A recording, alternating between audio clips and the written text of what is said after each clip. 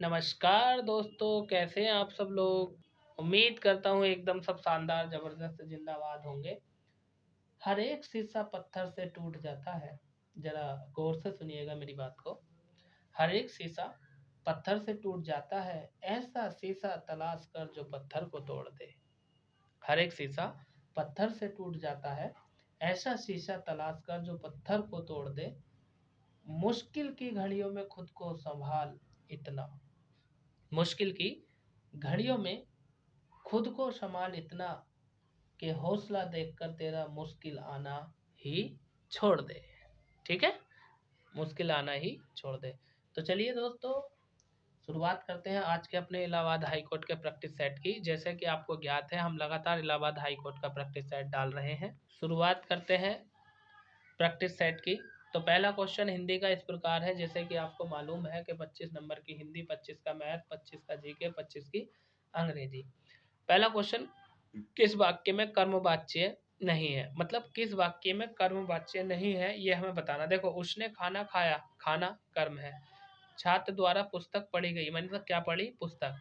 बालक खिलखिलाकर हंस रहा है, ये ही भैया वाक्य ऐसा है जो कर्मवाच्य नहीं है, और ये ही आपका उत्तर है।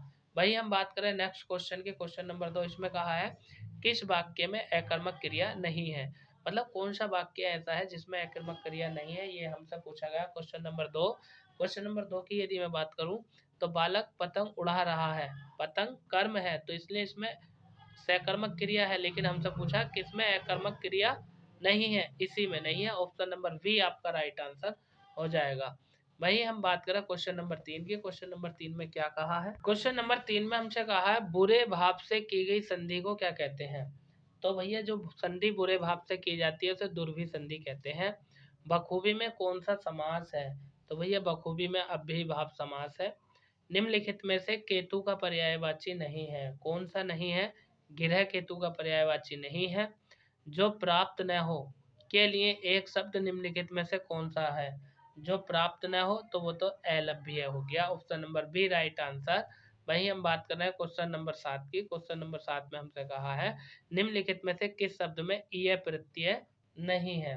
तो भैया आपका जो शामिल, इसमें इल है, ईय नहीं है। जटिल इल है, स्नेहिल इल है, फेनिल इसमें भी इल है।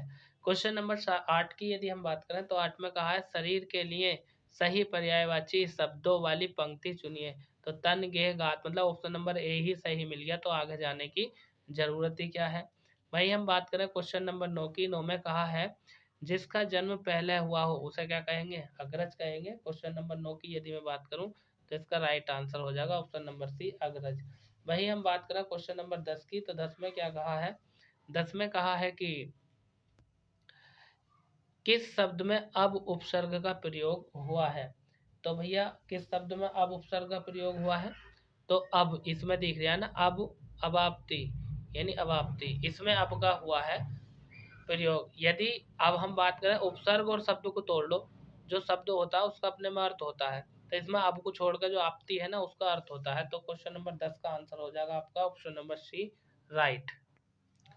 वही हमसे क्वेश्चन नंबर 11 में कहा है कि प्रवृत्ति का निम्नलिखित में से कौन सा सही विलोम है। तो प्रवृत्ति का विलोम होता निवृत्ति। लौकिक जगत की माया में सभी फंसे हुए हैं, रेखांकित शब्द का सटीक विलोम, मतलब लौकिक का विलोम बताना है। तो भैया लौकिक का विलोम हो जाएगा अलौकिक, ऑप्शन नंबर ए आपका राइट आंसर। वही 13 में कह रखा किस शब्द में उपसर्ग और प्रत्यय दोनों का प्रयोग हुआ है, मतलब ऐसा कौन सा शब्द है जिसमें उपसर्ग और प्रत्यय यानी व्यतीत, इसमें ऑप्शन नंबर बी में उपसर्ग और प्रत्यय दोनों का प्रयोग हुआ है। तो 13 का आंसर हो जाएगा ऑप्शन नंबर बी। वही हम बात करें 14 की। 14 में क्या कहा है, न्यून शब्द में कौन सी संधि है। तो भैया न्यून शब्द में आपका यण संधि है, यण संधि में ही आधे अक्षर आते हैं, जैसे न्यून में न आया है यहाँ पर। क्वेश्चन नंबर 15 की यदि हम बात करें तो 15 में क्या कहा, 15 और 16 दोनों एक साथ देख लो। 15 में हमसे कहा है कि निम्नलिखित में से कौन सा शब्द वर्तनी के आधार पर सही है, मतलब किसकी वर्तनी शुद्ध लिखी हुई है हमसे पूछा है।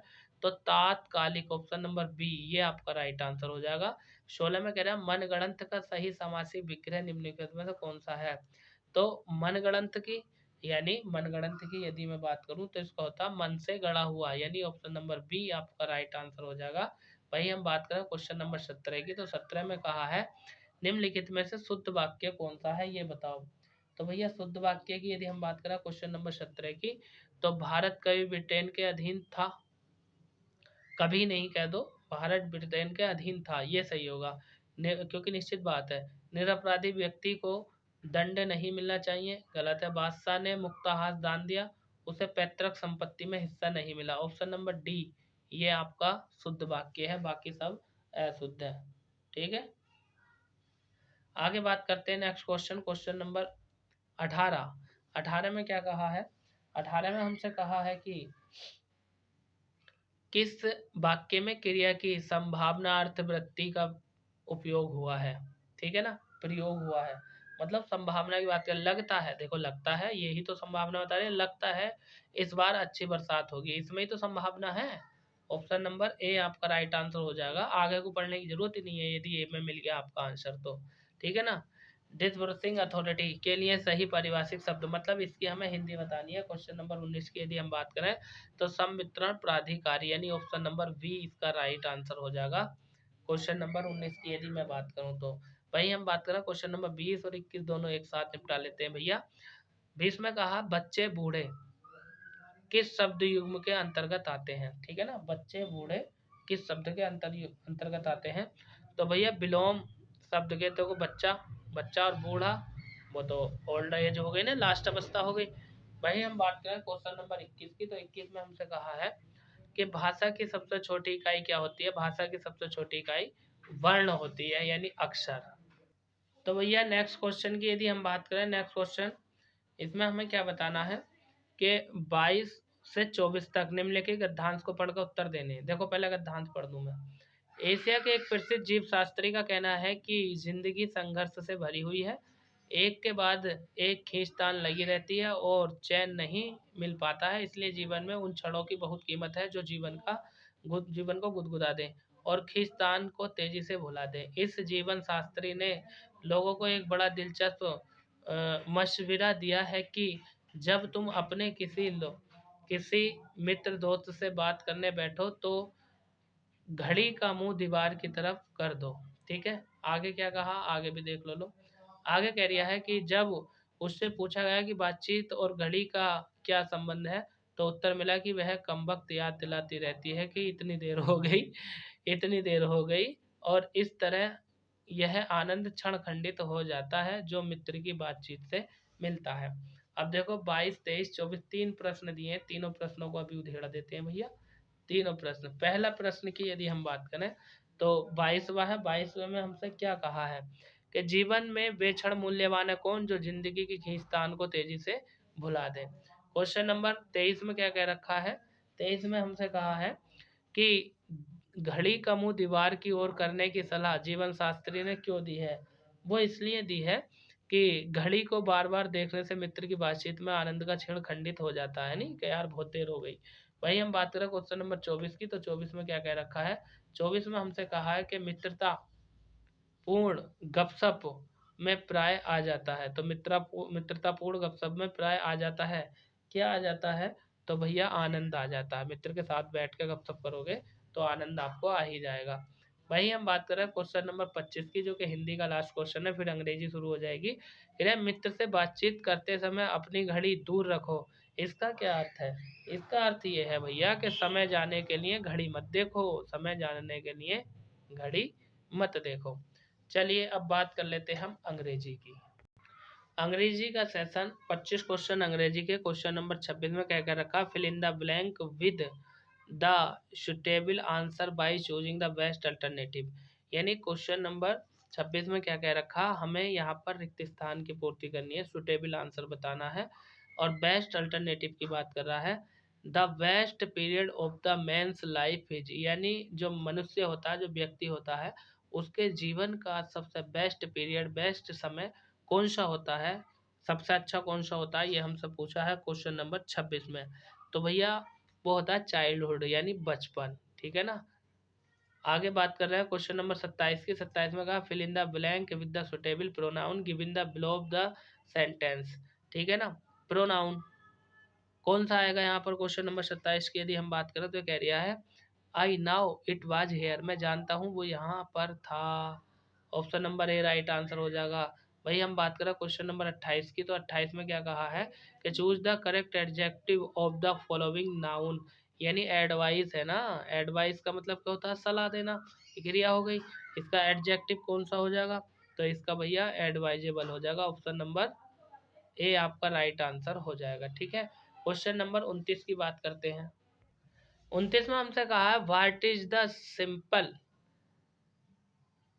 प्रेजेंट ऑफ ग्रू, ठीक है ना, यानी ये जो ग्रू दी है इसकी सिंपल प्रेजेंट क्या होगी, तो यदि हम बात करें ग्रू की तो इसकी हो जाएगी ग्रो, यानी फर्स्ट फॉर्म ये हो जाएगी, और यहाँ पर आपको दी है थर्ड फॉर्म।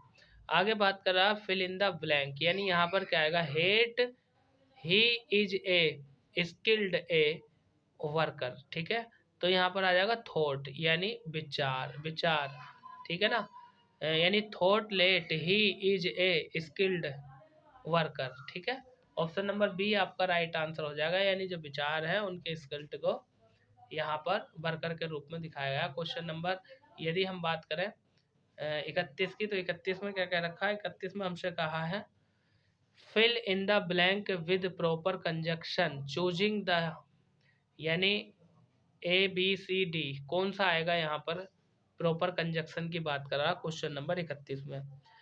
तो देखिए क्या आएगा, 31 की बात कर रहे हैं, Mona stayed at home, Mona अपने घर पर ठहरी हुई है, ठीक है, इट रेनिड क्योंकि वर्षा हो रही है, वाइल यानी जब तक वर्षा होगी जब तक वो अपने घर पर ठहरी हुई है, तो वाइल माने होता तक के लिए, समय को दर्शाने के लिए, जब तक।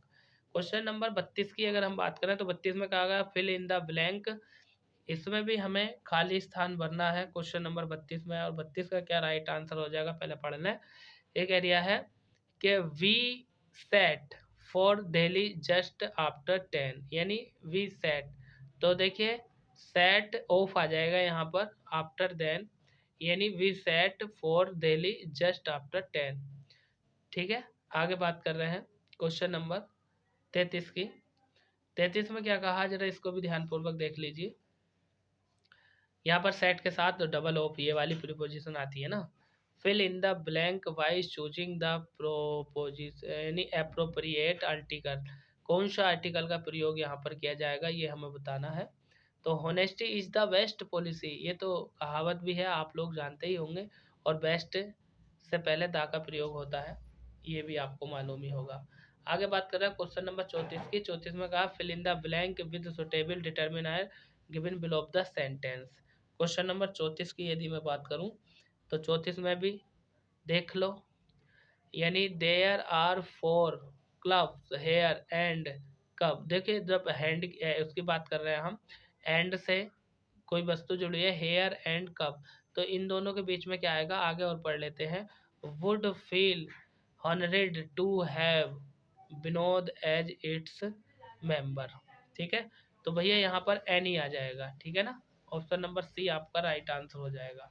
आगे हम बात कर रहे हैं क्वेश्चन नंबर 35 की, 35 में क्या कहा है, fill in the blank with suitable modal auxiliary की बात कर रहा है हमसे, verb give in the given below of the sentence, देखो कौन सी मॉडल एक्जुलरी का प्रयोग यहाँ पर किया जाएगा क्वेश्चन नंबर 35 में, तो दे यूज्ड टू, क्योंकि यूज्ड से पहले टू का प्रयोग किया जाता है, ठीक है, गो स्विमिंग एवरी मॉर्निंग, वह प्रतिदिन, जब आदत को दर्शाते हैं ना तो आदत को दर्शाने के लिए यूज्ड टू का प्रयोग किया जाता है।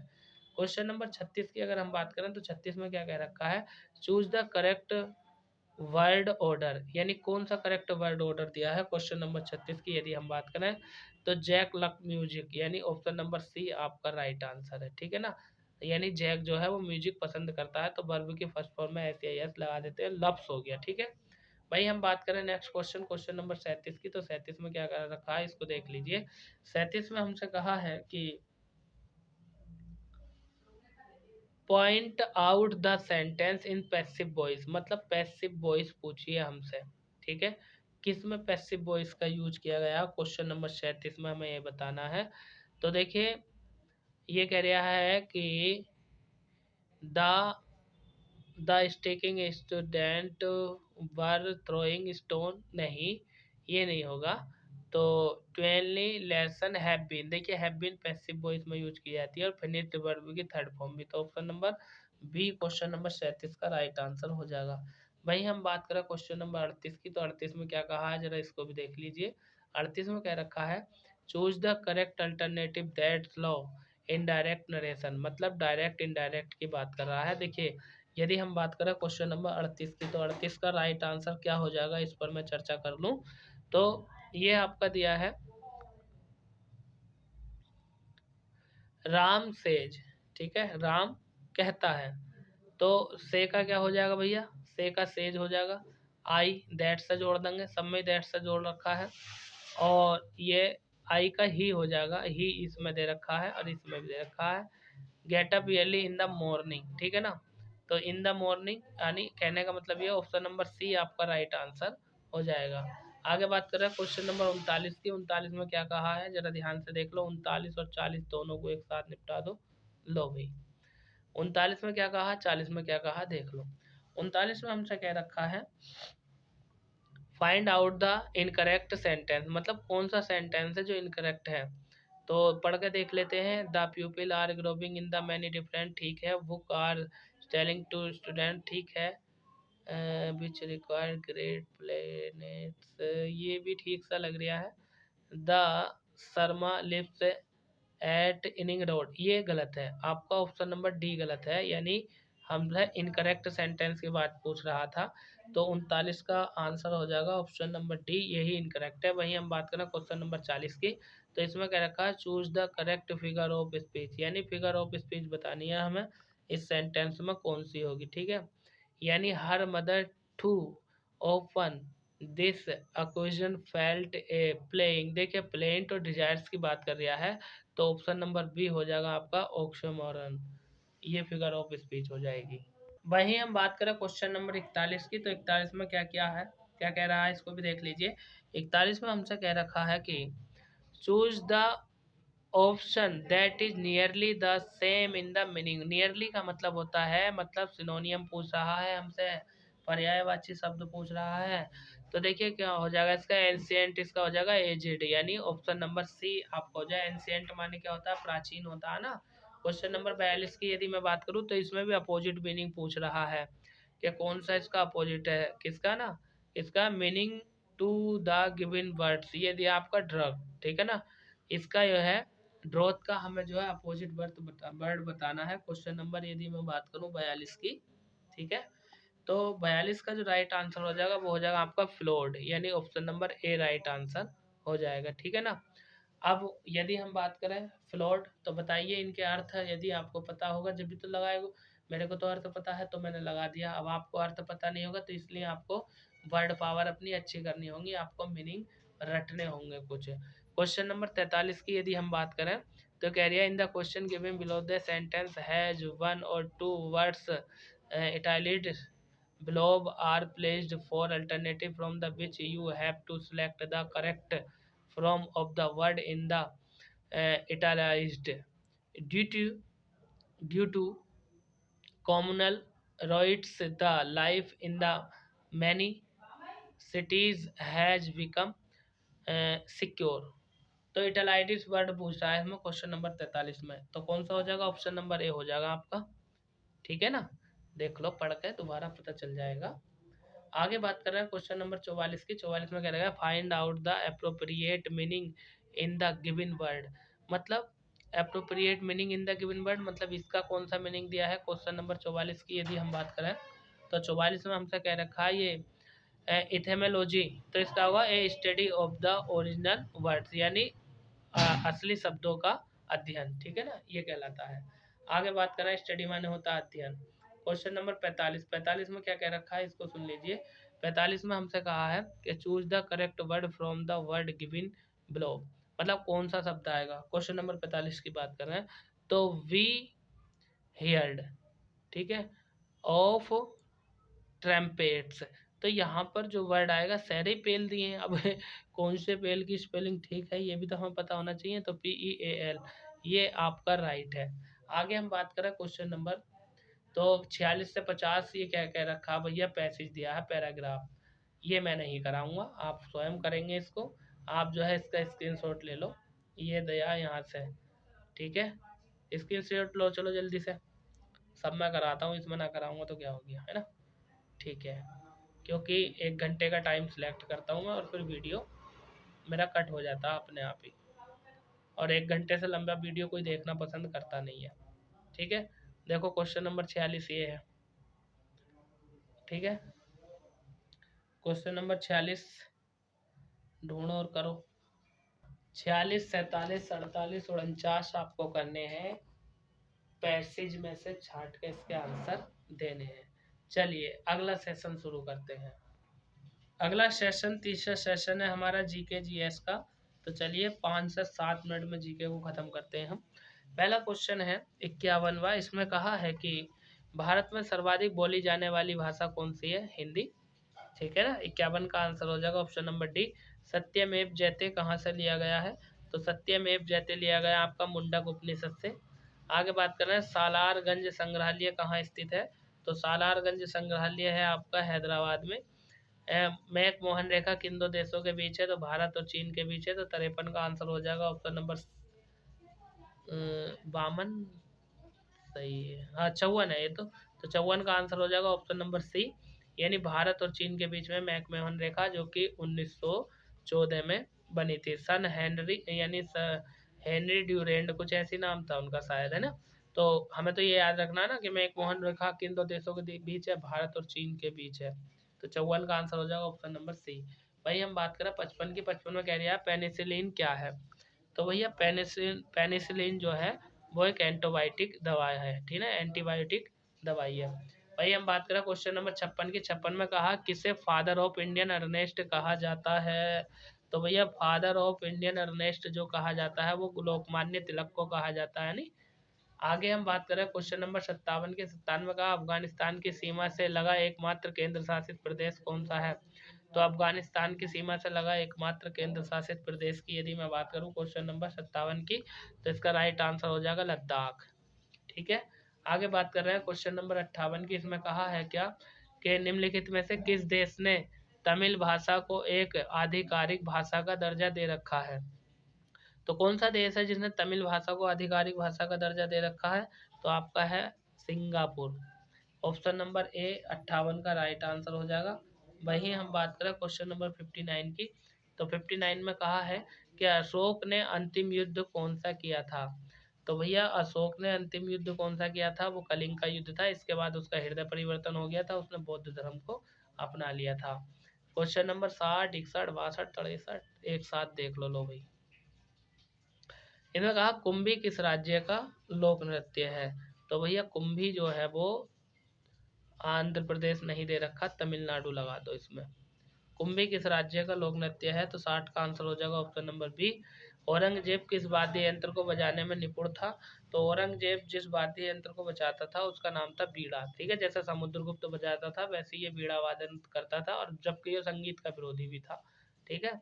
आगे हम बात कर रहे हैं क्वेश्चन नंबर 62 की, भारतीय इतिहास में किस युग को स्वर्ण युग के नाम से जाना जाता है? तो भारतीय इतिहास में गुप्त काल को स्वर्ण युग के नाम से जाना जाता है। चित्तौड़ के विजय स्तंभ का निर्माण किसने कराया था? तो चित्तौड़ के विजय स्तंभ का निर्माण कराया था राणा कुंभा ने, जो कि राजस्थान में है। विश्व जनसंख्या दिवस 11 जुलाई को मनाया जाता है, ठीक है। नेक्स्ट क्वेश्चन की बात करते हैं। भाई हम बात करें क्वेश्चन नंबर 65 की, तो 65 में हमसे क्या कहा है? 65 में हमसे कह रखा है कि निम्नलिखित में से किस नदी का उद्गम अमरकंटक की पहाड़ियों से होता है? तो नर्मदा नदी जो है अमरकंटक की पहाड़ियों से निकलती है। माइका है, माइका क्या है ये हमसे पूछा है। तो ऊष्मा और विद्युत दोनों का सुचालक है। ऑप्शन नंबर ए ही जब मिल गया तो आगे पढ़ने की जरूरत नहीं है। विश्व का सबसे बड़ा फूल कौन सा है? तो भैया विश्व का सबसे बड़ा फूल हो जाएगा आपका रेफलेसिया। इसका व्यास बहुत बड़ा होता है। बताओ कौन सा फूल है जो 30 साल में एक बार खिलता है, ठीक है। क्वेश्चन नंबर 67 का आंसर हो जाएगा ऑप्शन नंबर बी। वही हम बात करें क्वेश्चन नंबर 68 की, 68 में कह रखा है कि तापमान दिखाने के लिए थर्मामीटर में का प्रयोग किया जाता है? मतलब तापमान दिखाने के लिए थर्मामीटर में किसका प्रयोग किया जाता है? तो पारे का किया जाता है। जो बुखार मापते हैं ना, वो इससे मापा जाता है। आगे हम बात कर रहे हैं क्वेश्चन नंबर 69 की, मानव में मांसपेशियों की संख्या कितनी होती है? किसी एक प्रैक्टिस सेट में हो रहा था, दोबारा आ गया नहीं। इसमें 639 होती हैं मांसपेशियाँ। साबुन क्या है? ठीक है, तो भैया साबुन से हाथ पैर मुंह धोते हैं क्या? भारी फैटी एसिड के सोडियम या पोटेशियम का लवण है, जिसको हम बोलते हैं साबुन। आगे बात कर रहे हैं क्वेश्चन नंबर 71 की। 71, 72 एक ही बार ले लेते हैं लोग। 73 भी आ गया भाई। 71 में क्या कहा है हमसे? 71 में हमसे कह रखा है कि पीतल या तांबे के बर्तन में दही या खट्टा पदार्थ नहीं रखना चाहिए। क्यों? क्योंकि ये अम्ल होते हैं, ये बात भी ठीक है, पहली बात ठीक है। ये क्षार होते हैं, ये बात गलत है। अम्ल के साथ अभिक्रिया करके बर्तन में जहर विषैला बना देता है, ये भी ठीक है। यानी ए और सी दोनों ठीक है। ऑप्शन नंबर डी आपका राइट आंसर हो जाएगा। क्वेश्चन नंबर 72 में आपसे कह रखा है, 72 में कहा है कि हास्य गैस का रासायनिक नाम क्या है? मतलब हंसने वाली जो गैस है उसका नाम पूछ लिया, तो नाइट्रस ऑक्साइड है, यानी N2O। सबसे बड़ी मानव कोशिका कौन सी है? तो भैया सबसे बड़ी मानव कोशिका अंड कोशिका होती है। ऑप्शन नंबर ए आपका राइट आंसर हो जाएगा। वही हम बात करें क्वेश्चन नंबर 74 और क्वेश्चन नंबर 75, ये जी के खत्म हो जाएगा। यहाँ पर इनमें कह रखा है कि वैल्केनाइजेशन में प्राकृतिक रबर को किसके साथ गर्म किया जाता है? तो भैया वैल्केनाइजेशन में प्राकृतिक रबर को जो गर्म किया जाता है वो आपका सल्फर यानी गंधक के साथ गर्म किया जाता है। सी ऑप्शन राइट आंसर हो जाएगा। 75 में कह रहा है हमारे शरीर को ऊर्जा निम्न में से कौन देता है? तो भैया हमारे शरीर को ऊर्जा देने वाला पदार्थ है कार्बोहाइड्रेट। आपातकालीन ऊर्जा का स्रोत भी यही कहलाता है। तो दोस्तों 26 मिनट में 75 क्वेश्चन खत्म। देखो इतनी खतरनाक स्पीड और कहाँ से लाओगे? ठीक है, गमो हस्ती से गुजर क्यों नहीं जाते, जब जीने की तमन्ना नहीं तो मर क्यों नहीं जाते। क्वेश्चन नंबर 76 मैथ का है, कैसे करेंगे देखो। देखो भाई, क्योंकि मैथ मुझे सॉल्व करना है इसलिए मैंने स्लाइड को छोटा कर लिया है। तो चलिए, टेंशन किस बात की नहीं है, हल करते हैं। 76वां क्वेश्चन दिया, दो संख्याओं का गुणनफल 2500 है। यदि एक संख्या दूसरी संख्या की 4 गुनी है तो दोनों संख्याओं का योगफल क्या होगा? देखो क्वेश्चन नंबर 76 की बात कर रहे हैं हम। क्वेश्चन नंबर 76, दो संख्या है भाई। पहली संख्या मान लो x, दूसरी संख्या मान लो क्या कह रही है 4 गुनी है, तो इसको मान लो 4x। फिर कह रही है दोनों संख्याओं का गुणनफल 2500 है। ठीक है ना, तो दोनों संख्याओं का गुणनफल 2500 है। अच्छा, दोनों संख्याओं का गुणनफल 2500 है। चलो देखो कैसे करते हैं। ये कह दिया है x गुणा 4x, इनका गुणनफल कितना है? 2500 है। लो भाई, दो ही जीरो लगेंगे, दो ही जीरो दे रखे हैं। देखो ये हो जाएगा तुम्हारा एक्स स्क्वायर, यानी एक्स स्क्वायर बराबर कितना हो गया? 2500। 2500 और ये 4 भी तो है, तो ये इसके बटे में पहुंच जाएगा, और इधर का वर्ग इधर बना दूंगा वर्गमूल। तो कितना निकलेगा एक्स का मान? एक्स का मान निकल कर आएगा आपका 2500 का वर्ग यानी 50 आ जाएगा, और इसका आएगा 2। ठीक है, और जब मैं 2 से इसे भाग दूंगा तो कितना आ जाएगा मेरा आंसर? 25 आ जाएगा। लेकिन हमसे पूछा है दोनों संख्याओं का योगफल क्या होगा है। तो देखो x का मान कितना आ गया? 25, और यहाँ 25 को मैं 4 से गुणा कर दूंगा तो 25 चौका कितने हो जाएंगे? 100। अब 100 और 25 कितने आ जाएंगे? 125, यानी ऑप्शन नंबर बी आपका राइट आंसर हो जाएगा। भाई हम बात करें क्वेश्चन नंबर 76 की, तो 76 में क्या कह रखा है जरा इसको भी देख लीजिए। 76 में हमसे कहा, 77 की बात कर रहे हैं सॉरी, यदि किसी संख्या के 4/5 और 3/4 भाग का अंतर 4 हो तो वह संख्या क्या होगी? देखो भाई अंतर कह दिया, कोई संख्या है, संख्या मान लो, क्वेश्चन नंबर 77 की बात कर रहे हैं। संख्या मान ली हमने x। ठीक है, अब वो कह रही है x का 4/5 और 3/4 का अंतर पूछ रहा। लो भैया 4/5 और 3/4 इसका अंतर पूछ रहा, अंतर कर दो। एलसीएम कितना ले लूँगा इसका? एलसीएम ले लूँगा 20। इसकी गुणा इसमें हो जाएगी 4 चौक 16x माइनस 5 दिया 15x। ठीक है, अब हमसे यानी वो अंतर 4 बता दिया था। लो यहाँ बराबर 4 लेकर चलो, यहाँ भी बराबर 4। 15x में से 16x में से 15x हटा दो, 1x बचा, यानी x/20 बराबर क्या चल रहा? 4। 20 चौक 80, x का मान कितना आ जाएगा? 80। कहाँ दे रखा? यह है ऑप्शन नंबर सी आपका राइट आंसर हो जाएगा। नेक्स्ट क्वेश्चन की तरफ चलते हैं।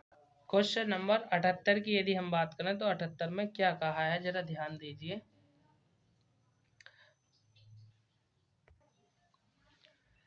गणित की 84 पुस्तकों की, भौतिकी की 90 पुस्तकों और रसायन शास्त्र की 120 पुस्तकों की विषय बार ढेरियाँ लगाई जाती हैं। प्रत्येक ढेरी में कितनी पुस्तकें हो, जिससे प्रत्येक ढेरी की ऊंचाई भी एक समान हो। तो देखो भैया, इसमें कुछ नहीं करना है। जो आपका 80 84 दे रखा है, 90 दे रखा है, 120 दे रखा है, इसका में से निकाल दो। जब इसका में से तुम निकालोगे, यानी 84 के टुकड़े करो, 96 के टुकड़े करो, ठीक है, और 120 के टुकड़े करो, तो इसका में से 6 आ जाएगा। मैं पहले ही सोल्व कर लेता हूँ, मैं मैथ को सोल्व करके बैठता हूँ आपको कराने के लिए। तो इसमें में से निकाल दो, आपका राइट आंसर हो जाएगा। 79 में कह रखा है व्यंजन इतने का सरलीकरण रूप क्या होगा, सरलीकृत रूप। तो इसको सरल करना, कर लेना, नीचे वाली संख्या और ऊपर वाली संख्या को हल करना है। कोई एक हमारे भाई साहब आए थे, कोई वो कह रहे थे साहब जब मैथ सारा तुम करा दोगे तो हम क्या करेंगे। तो मैंने क्वेश्चन बन के, लो भैया होमवर्क ले लो। एक भाई साहब आए, सर अगर तुम मैथ ही ना कराओगे तो प्रैक्टिस सेट कराने का फायदा क्या। अरे बताओ किसके मर्जी की करूँ। ठीक है, हल्का क्वेश्चन दे देता हूँ मैं करने के लिए। ठीक है, इसमें क्या करना है, इसमें क्या करना है, नीचे वाले का इसके व्युत्क्रम से गुणा करते चले जाइए इसमें। यानी ऊपर भी कर देना 33 प्लस 19 अंडर रूट 3 से गुणा, और नीचे भी 33 प्लस अंडर रूट 3, नीचे वाले के व्युत्क्रम से गुणा कर दो और खोलते चले जाओ। 80 में कह रखा है यदि 7, 5, 13 एक्स तथा 9 का औसत 10 हो तो एक्स का मान बताओ। अरे इसमें क्या करना, सबका योग कर दो। हम लोग कैसे करेंगे, देखो 7 plus 5 plus 13 plus x plus 9, इनका औसत दे दो। कितना दिया, औसत 10 दिया। और हम जानते हैं पदों का योग बटे पदों की संख्या। कुल कितने संख्याएं हैं ये, 1 2 3 4 5, तो वो 5 है। अब 5 की गुणा इधर कर दो, इधर कितना हो जाएगा, 50 हो जाएगा। इन्हें सबको जोड़ दो, 7 5 12, 12 और 9 और 13 यदि हम जोड़ेंगे तो लगभग 34 हो जाएगा, यानी एक्स प्लस 34।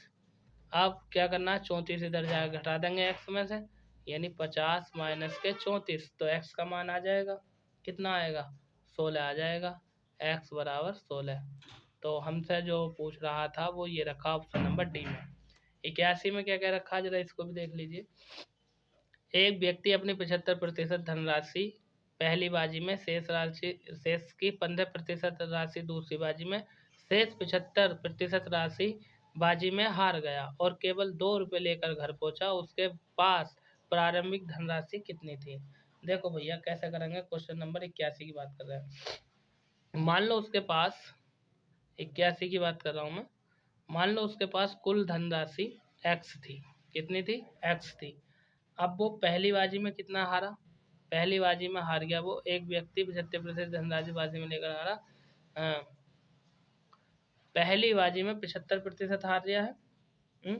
मतलब एक्स बटे 4। ठीक है, ये पहली बाजी में कर दो। दूसरी बाजी में 75%, 75%, 75%, दूसरी बाजी की मान लो। दूसरी बाजी कितनी मान लूँगा, एक्स बटे 16। और तीसरी बाजी की एक्स बटे 64 मान लूँगा, घटा दूंगा ना उस सबको मैं। अब वो कह रहा है कुल धनराशि। देखो यदि हम बात करें तो एक्स बटे 64 कर लो और बराबर 2 रुपये लेकर गए, वो घर पहुंचा था, और 64 दूनी कितना हो जाएगा, 128। इतनी धनराशि थी उसके पास। क्वेश्चन नंबर 82 की यदि हम बात करें तो 82 में क्या कहा, आयु संबंधी क्वेश्चन दिया है। 16 वर्ष पहले मेरे नाना की आयु मुझसे 9 गुना अधिक थी। अब से 8 वर्ष बाद उनकी आयु मुझसे 3 गुना हो जाएगी। 8 वर्ष पहले मेरी आयु का मेरे नाना की आयु से अनुपात क्या था। देखो भाई, 16 वर्ष पहले मेरे नाना की आयु मुझसे 9 गुना अधिक थी, ठीक है ना। तो मतलब मेरी आयु मान लो पहले 82, मेरी आयु एक्स हो गई, और हम बात करें नाना की तो 9 गुना थी तो 9x हो गई। ठीक है, अब वो कह रहा 8 वर्ष पहले की बात कर रहा, और वर्तमान में हम क्या करेंगे, 8 जोड़ते चले जाएंगे। ठीक है ना, वर्तमान में हम ये कह रहा ना 16 वर्ष पहले, तो वर्तमान आयु कैसे निकालेंगे, देखो 8 वर्ष पहले कह रहा था 9 गुना थी, अब से 8 वर्ष पूर्व नाना की आयु 3 गुना हो जाएगी। 8 वर्ष पहले मेरी आयु ना, ठीक है। देखो क्या फ्रैक्शन बनेगी, 9x प्लस के 16 प्लस के 8 वर्ष पूर्व कह रहा 3 गुना थी, यानी x प्लस के 8, ठीक है, और प्लस के 16, और इसे गुणा कर दूंगा मैं 3 से, ये रिएक्शन बनेगी। इसको हल कर लो भैया। इसको हल कर लो, आपको आंसर मिल जाएगा।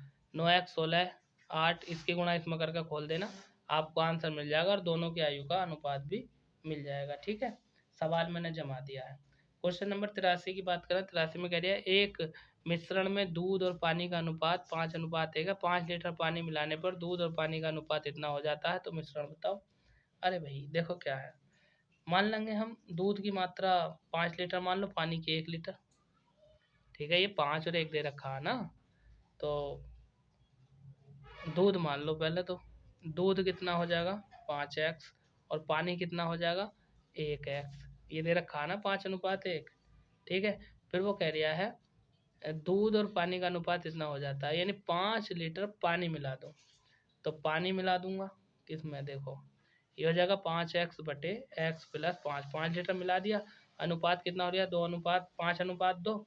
तो इस समय क्या कर दूंगा 5/2 कर दूंगा। बस इसे हल कर दो, इसकी गुणा इधर, इसकी गुणा इधर, एक्स का मान निकल जाएगा। एक्स का मान निकल जाएगा, देखो कितना हो जाएगा 5×10x बराबर 5x, और 5×5 = 25। अब ये हो गया 5x, 10x में से 5x घटा दो, 5x बचेगा और ये बचा 25, और 5×5 = 25, यानी x का मान कितना आ गया 5। अब हमसे क्या पूछ रहा था, हमसे पूछ रहा है दूध की मात्रा। अरे दूध कितना माना था मैंने 5x माना है, तो x का मान ये है, यानी 5×5 बराबर 25 आ जाएगा इसका आंसर। कहाँ दे रखा है, ऑप्शन नंबर ए में दे रखा है। ठीक है, कैसे बिलर कर दिया है। क्वेश्चन नंबर 84 में क्या क्या रखा है, जरा ध्यान दीजिए इस बात पे। एक उत्पादक 10% के लाभ पर माल थोक विक्रेता को बेचता है और 20% के लाभ पर फुटकर विक्रेता को बेचता है। फुटकर विक्रेता माल ग्राहक को 30% के लाभ पर बेचता है। बताए कि ग्राहक उत्पादक के क्रय मूल्य से कितना प्रतिशत अधिक देता है। देखो भाई ध्यान दीजिए, उसका उत्पादन लागत नहीं दे रखी है, 100 रुपये मान लेता हूँ लागत उसकी। ठीक है ना, लागत कितनी हो गई उसकी 100 रुपये हो गई। अब यदि हम बात करें यहाँ पर, तो उसका ग्राहक का क्रय मूल्य निकाल लो। 20% की, पहले 10% की, फिर 20% की, तो हम लागत पे बात करेंगे ना, और फिर 30% की। देखो कैसे जमाता हूँ मैं सवाल, तो ये तुम्हारा 100 आ जाएगा गुणा 100 में पहले 20% जोड़ दो, तो कितना आ जाएगा 120। 120/100, फिर 30%, 130/100, फिर क्या कह रही है 10%, 110/100।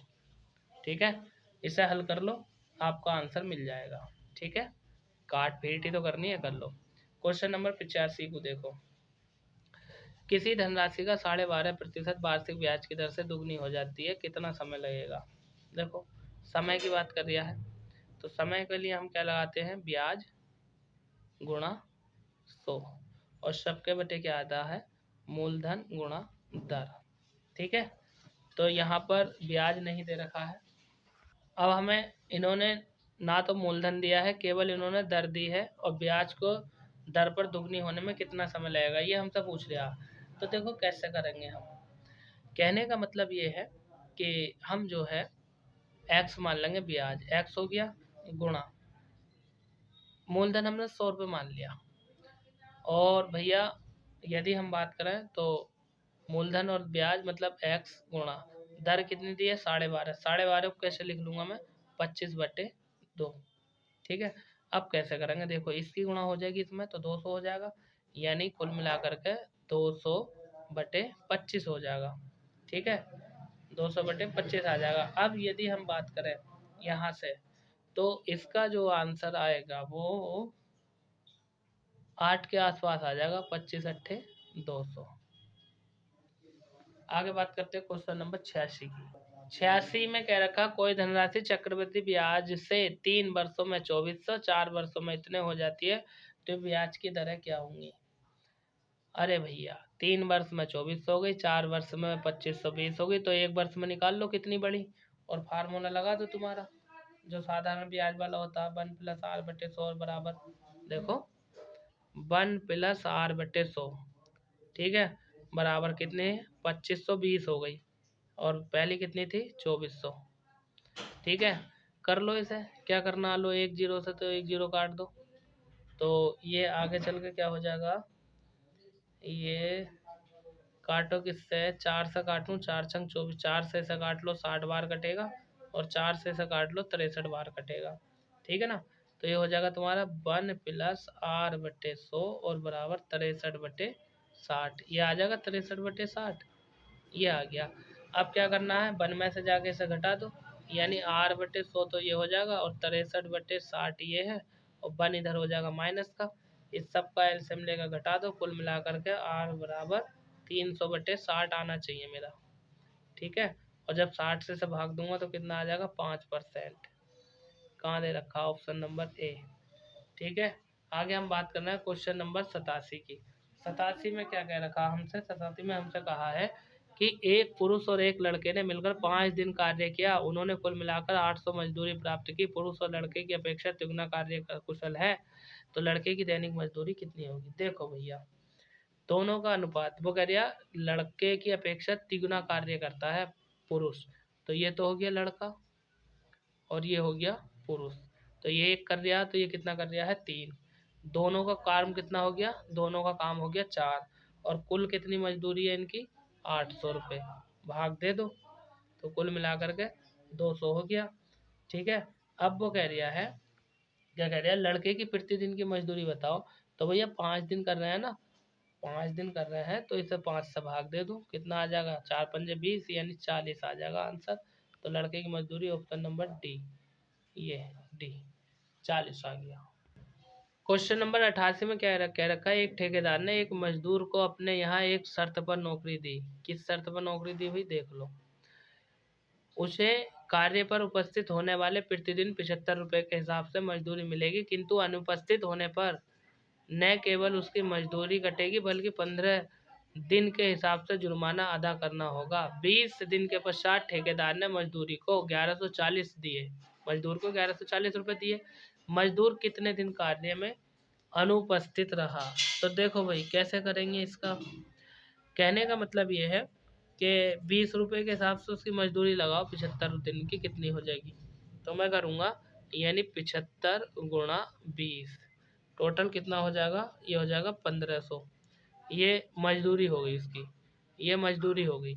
अब यदि हम बात करें तो अब उसने कितने रुपए दिए थे, 1140, यानी 1500 में से रुपए दिए थे उसने 1140, तो अंतर निकाल लो, यानी 360 रुपये उसने कम दिए, 360 रुपये उसने कम दिए। अब वो कह रहा एक दिन में उसके 75 रुपये तो कटेंगे, लेकिन 15 दिन और 15 दिन के हिसाब से 15 रुपये और कटेंगे, यानी 75 + 15 कितना हो गया आपका, 90 हो गया। काटे कितने, 360, तो 360/90, 0 0 9 चौक 36, मतलब 4 दिन अनुपस्थित रहा वो। नेक्स्ट क्वेश्चन नंबर 100 नहीं है, 89 है। क्या कह रही है, देखो ये पाई चार्ट दिया है, इसमें से हमें आंसर बताने। देखो ये महिला का 12%, साक्षर पुरुष 45%, साक्षर महिला 35% और अन्य है 8%। यदि कुल जनसंख्या 35,000 हो तो साक्षर पुरुष और साक्षर महिलाओं की संख्या का अंतर बताओ। ठीक है। कैसे करेंगे, देखो भैया पहले साक्षर पुरुष निकाल लो। कुल कितने दे रखे हैं हमें, 35,000, 35,000। ठीक है ना, 35 के आगे 3 जीरो हैं, सही है। और साक्षर पुरुष कितने दे रखे हैं, साक्षर पुरुष दिए 45, तो 45/100, 1 2 1 2।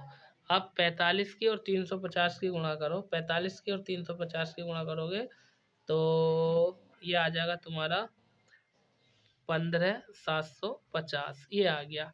अब ये कह दिया है कि साक्षर महिला निकाल लो, कुल संख्या कितनी है, कुल संख्या है 35,000 गुणा साक्षर महिला की संख्या कितनी दे रखी है, 35 दे रखी है। देखो ये है 35, तो 35/100, 1 2 1 2। अब 35 की गुणा करो, तो 35 तो ये हो जाएगा तुम्हारा 12,250, 12,250। अब इनका अंतर पूछ रहा, यानी क्या अंतर पूछ रहा है, ये हो गया 15,750 माइनस 12,250, इनका अंतर निकाल दो, इनका अंतर ही तो पूछ रहा है। तो जब इसमें से इसे घटाओगे तो कुल मिला करके 3500 के आसपास हमारा अंतर आ जाएगा। तो ऑप्शन नंबर ए आपका राइट आंसर हो जाएगा। भाई हम बात करें क्वेश्चन नंबर 90 की। 90 में क्या कह रखा कि 90 में कहा है कि निरक्षर पुरुष और निरक्षर महिलाओं के केंद्रीय कणों का अंतर बताइए। निरक्षर अंतर, अरे देखो ये 8% है, ये 12% है, ठीक है ना, 8% 12%, तो कुल मिलाकर के 4% आ गया। 4% तो अंतर आ गया, लेकिन हमसे क्या पूछ लिया है, देखो टोटल कितना होता 100%, ठीक है ना, और दे कितना रखा 360 डिग्री, पूरा कोण 360 डिग्री का बनेगा ना। तो हम क्या करेंगे, इसका मान कितना आया है 4% आ गया।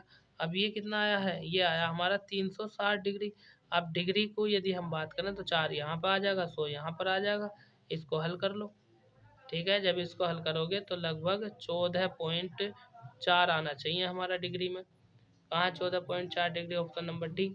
आगे 91 की बात करते हैं। 91 में हमसे कहा है कि यदि दो श्रेणियों के लोगों के बीच अंतर पाई चार्ट में 36 दर्शाया गया है, तो बताइए वे श्रेणियां कौन कौन सी हैं, ठीक है। तो 91 में यदि हम बात करें तो ये साक्षर पुरुष और महिलाएं थी। पाई चार्ट दोबारा पीछे को वीडियो करके देख लो। 92 में क्या क्या रखा क्वेश्चन नंबर 92 में, तो देखो भैया 92 में कह रखा है कि पी क्यू आर अलग अलग किसी होच को क्रम से 4 मिनट 8 मिनट तथा 12 घंटे में पूरा भर सकते हैं। एक अन्य एस पूरा भर होच 10 घंटे में खाली कर सकता है।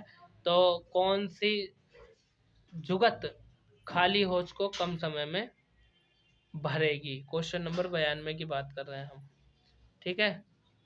तो 92 का जो होगा पी क्यू एस, चलो देखो मैं इसे अभी हल करूँगा, थोड़ा सवाल ज़्यादा लंबा है ये, है ना।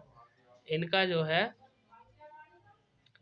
पी क्यू आर एस, चलो थोड़ा बड़ा है सवाल, ये पूरा पेज भर जाएगा, सवाल तो हो जाएगा, भारी नहीं है, लेकिन चलो देखते हैं पहले, क्योंकि शो शो मतलब 1 घंटे में वीडियो कट हो जाता है, मैं इसे बाद में कराता हूँ, ठीक है, ध्यान रखो। 93 में क्या क्या रखा, देखो क्वेश्चन नंबर 93 इसमें कहा है पी तथा क्यू 27 किलोमीटर की दूरी पर हैं। दोनों रेलगाड़ियां क्रम से 24 किलोमीटर प्रति घंटा 18 किलोमीटर प्रति घंटा की गति से एक साथ पी क्यू से चलती हैं, एक ही दिशा में यात्रा करती हैं। यदि पी क्यू से आगे एक बिंदु आर पर मिलते हैं तो क्यू आर की दूरी क्या होगी। देखो भैया कहने का मतलब ये है, दो रेलगाड़ी हैं, एक है पी और दूसरी है क्यू, ये दोनों इस बिंदु आर पे मिल रही हैं और इसके बीच की दूरी हमसे पूछी है ना।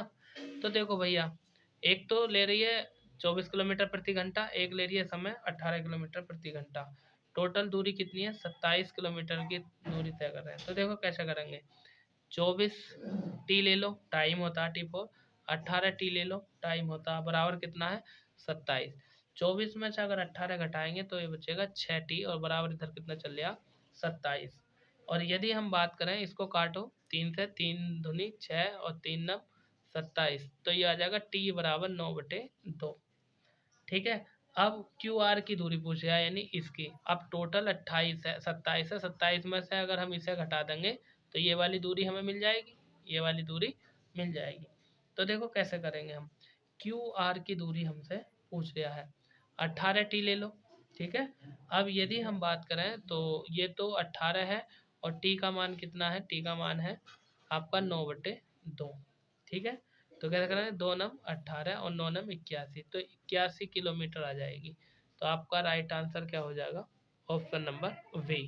भाई हम बात करें क्वेश्चन नंबर 94 की, तो 94 में हमसे क्या कहा है, 94 में हमसे कहा है एक नाव की स्थिर जल में 6 किलोमीटर प्रति घंटा और धारा की गति 1.5 किलोमीटर प्रति घंटा, व्यक्ति 22.5 किलोमीटर की दूरी पर एक स्थान पर नाव को चलाकर ले जाता है, आरंभिक बिंदु पर वापस आता है, उसके द्वारा लिया गया कुल समय बताओ। देखो भैया कैसे ज्ञात करेंगे कुल समय, इधर ध्यान दो, मतलब उसकी गति कितनी है 6 किलोमीटर प्रति घंटा और धारा की कितनी है इतनी, तो कुल मिलाकर के उसकी गति की यदि मैं बात करूं तो उसकी गति हो जाएगी 6 और 1.5 कितनी हो जाएगी 7.5, ये गति हो जाएगी उसकी। अब वो कह रहा है जब वो उल्टा आएगा तो ये धारा की गति घटानी पड़ेगी, यानी जब वो उल्टा आएगा तो घटा दो 6 में से 6 माइनस 1.5, तो कितना बचेगा, तो 4.5 बचेगा। इसके बाद किलोमीटर प्रति घंटा की बात कर रहे हैं। इसके बाद यदि हम बात करें तो हमें दोनों गतियों को जोड़ देना चाहिए, ठीक है। देखो समय निकाल लिया। समय जब वो टोटल समय कितना दे रखा है, ये दे रखा 22.5 के समय इससे जब जाएगा तो कितना लगेगा, ये चाल हो जाएगी इसकी, और जब आएगा तो 22.5 कितना लगेगा, ये लगेगा 4.5। बस इसे निकाल दो। समय क्या होता है, दूरी बटे चाल होता है, नहीं होता।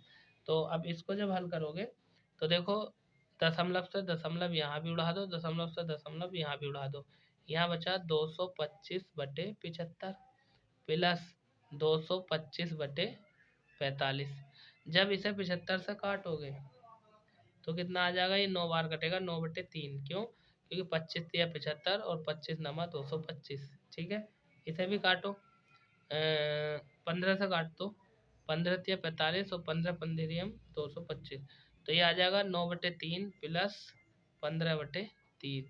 अब इनका एलसीएम ले लो, नीचे तो 3 ही आ जाएगा, 9 और 15 जब हम जोड़ेंगे तो कितना आ जाएगा, 24।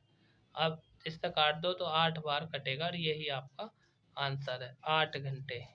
आगे क्वेश्चन नंबर 95। क्वेश्चन नंबर 95, इसमें क्या कहा है, एक वृत्ताकार एक वृत्ताकार दौड़ एक वृत्ताकार दौड़ पथ की बाहरी परिधि 528 मीटर है। पथ सब जगह से 14 मीटर चौड़ा है।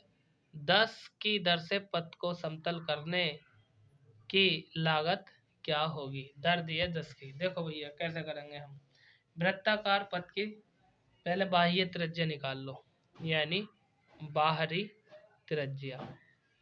बाहरी त्रिज्या हमने आर मान ली, ठीक है ना, यानी परिधि कितनी होती है 2 पाई आर, और परिधि कितनी दे रखी है 528।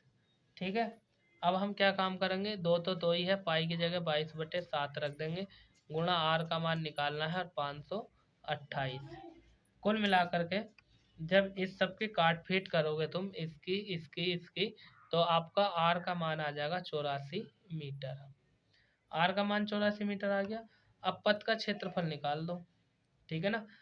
पथ का क्षेत्रफल, अच्छा, पथ की जगह 14 मीटर चौड़ा है, तो देखो 14 मीटर चौड़ा है, तो छोटी वाली त्रिज्या निकाल लो, यानी आर का मान निकाल दो, तो 84 माइनस 14, तो कितना आ जाएगा, छोटे आर का मान 70। देखो बड़े आर का 84, छोटे आर का आ गया 70। अब क्या करेंगे, हम क्षेत्रफल निकाल लो। वृत्ताकार पथ का क्षेत्रफल कितना होता है, पाई आर स्क्वायर, तो पाई तो ये है, फिर बड़ा आर स्क्वायर माइनस छोटा आर स्क्वायर, यानी पाई। इसकी जगह कितना रख देंगे हम, 84 का वर्ग, इसकी जगह 70 का वर्ग। इसको हल करो तो देखो, पाई का मान रख दो 22/7।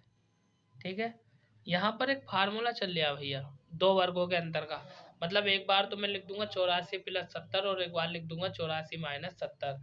जब 84 में मैं 70 जोड़ूंगा तो कितना आ जाएगा, 84 में 70 जोड़ूंगा तो आ जाएगा मेरा 154, और जब 84 में से 70 घटाऊंगा तो कितना आ जाएगा, 14।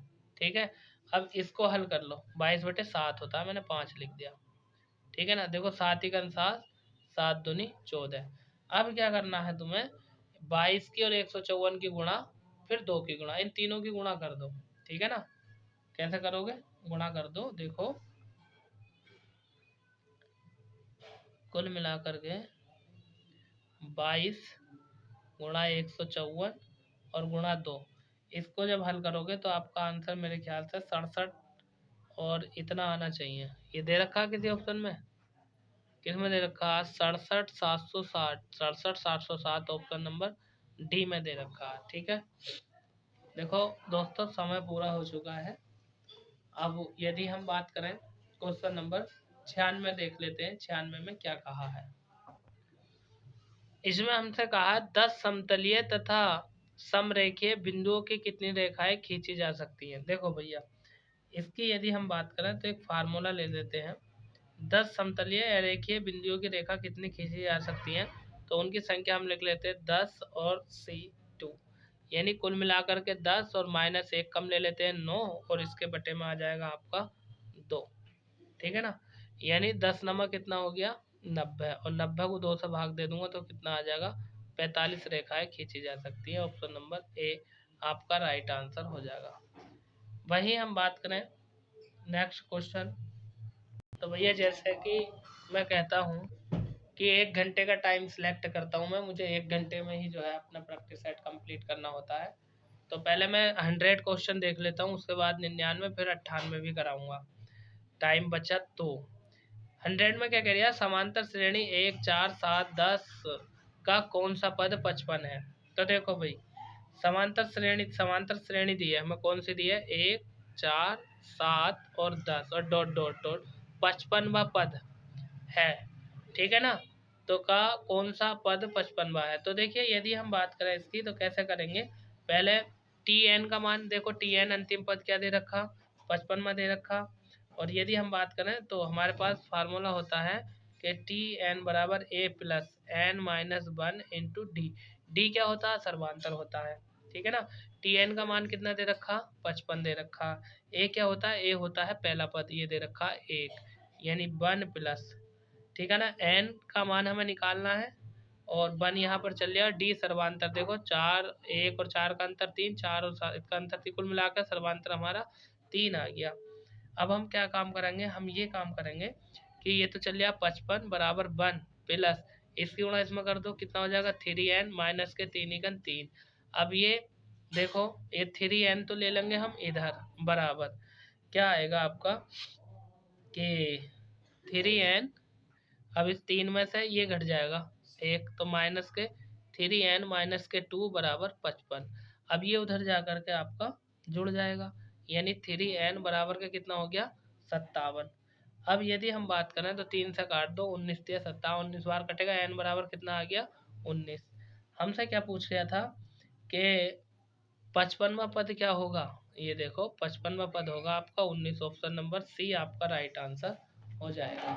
भाई हम बात करें क्वेश्चन नंबर 99 की, तो देखो 99 में क्या करना है, 99 में पूछ रहा 6 लड़के 6 लड़कियां या अच्छा दृश्य एक कतार में बैठते हैं, सभी लड़कियों के एक साथ बैठने की प्रतिक्रिया क्या कहलाती है। देखो इसमें क्या करना है, 6 लड़के 6 लड़कियां, देखो ये फैक्टोरियल के तरीके से हो सकता है, और कैसा हो सकता है मैं बता दूं आपको। 6 लड़के और 6 लड़कियां कतार में बैठते हैं, सभी लड़कियों के एक साथ बैठने की प्रायिकता क्या हो सकती है। देखो सभी लड़कों के बैठने की एक यूनिट मान लो 7, यानी 7 फैक्टोरियल तरीके से बैठेंगे, और लड़कियों का फैक्टोरियल मान लो 6, तो यानी कुल मिलाकर के n कैपिटल E और बराबर में 7 फैक्टोरियल गुणा 6 फैक्टोरियल, ये मान के चलो। और यदि हम बात करें तो हम क्या लिख सकते हैं, 7 फैक्टोरियल गुणा 6 फैक्टोरियल, और इसके सबके बटे में ले लेंगे हम 12 फैक्टोरियल, ठीक है। इसका मान निकालना होता, काफ़ी लंबा सवाल है ये, ज़्यादा लंबा करूँगा तो कुल मिलाकर के इनके मान रख देंगे हम, ठीक है। ये आंसर आ जाएगा, है ना।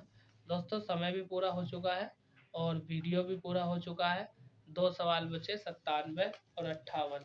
अगर मैं इन्हें सोल्व करूँगा तो कुल मिला करके काफ़ी लंबा समय लग जाएगा, इसलिए देखो इसको समझ लो।